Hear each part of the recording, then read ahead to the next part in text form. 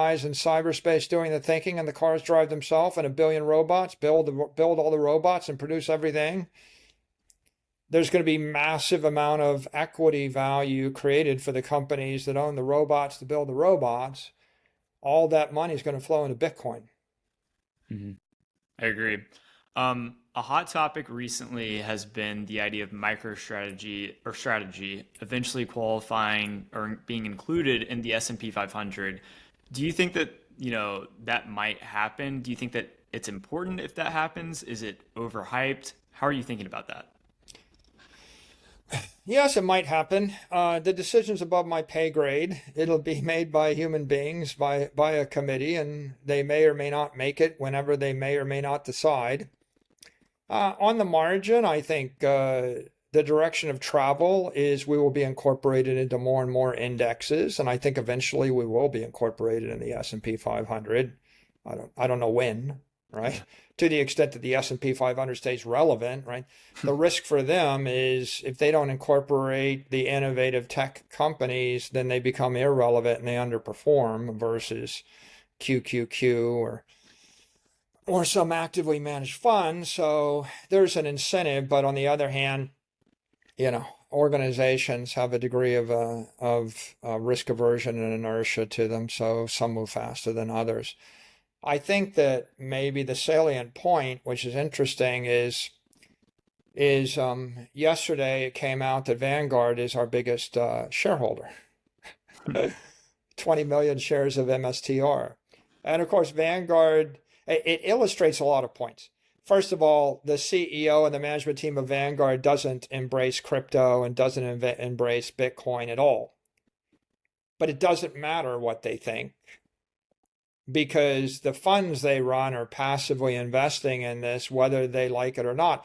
And the whole premise of John Bogle and the Vanguard 500 was human decision making is inadequate compared to the market, and will generally be, the market is smarter than any individual's opinion anyway. So passive investing outperforms active investing most of the time. And Vanguard has lots of large passive funds.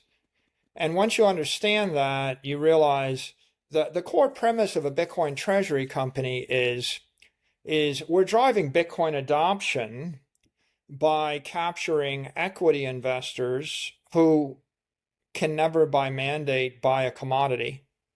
I mean, in our last presentation, we showed $35 trillion of discretionary capital for equity investors versus $700 billion of discretionary capital to invest in commodities, right? So that's 50x as much.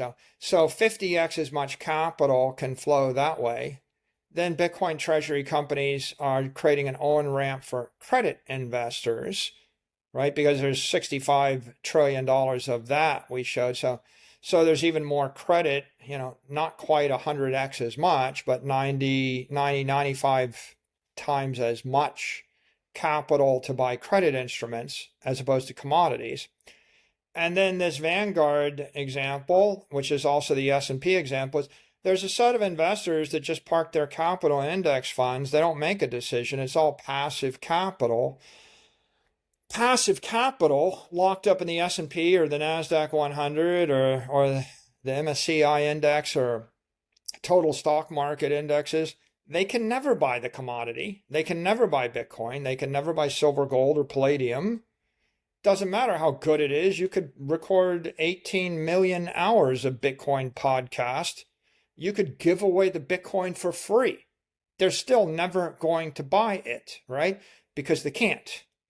Because the capital markets in the world are structured. So we're benefiting from passive flows. We're benefiting from equity investors. We're benefiting from active credit investors. And we're benefiting from, this, I can't even name all the different types of capital that are locked up. The retirement accounts in the UK where you have control of the money, but you can only invest the money in a compliant equity that the retirement account lets you invest in.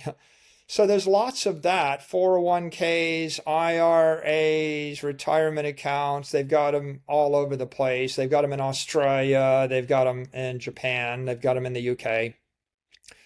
And we're creating these instruments, whether they're equity or they're credit, to tap into those pools of capital. And it seems inevitable that passive capital will definitely drive this movement. The one thing that's worthwhile to note about Bitcoin treasury companies that's not true of other equities is Bitcoin treasury companies are pure energy creatures. We're absorbing capital every single day in the market. So if you're looking at my enterprise value, it's like tipping to 140 billion right now. The enterprise value of the company is 1.2 billion 4.5, 5 years ago. So if you were a passive investor, you might have had 1 billion of it. But of course, as we get 100x bigger, you're buying 100x more, and we're qualifying for a lot more indexes. And as we get indexed, that means that, when there are passive flows, and there are always passive flows, on the margin, there's always going to be more euros and more dollars flowing into passive capital markets funds. That's going to flow into the Bitcoin treasury companies and the index. And when that flows, it's going to drive their premium. And when the premium expands, then they can simply issue the equity, buy the Bitcoin, expand their equity market cap, expand their weighting in the indexes, rinse and repeat.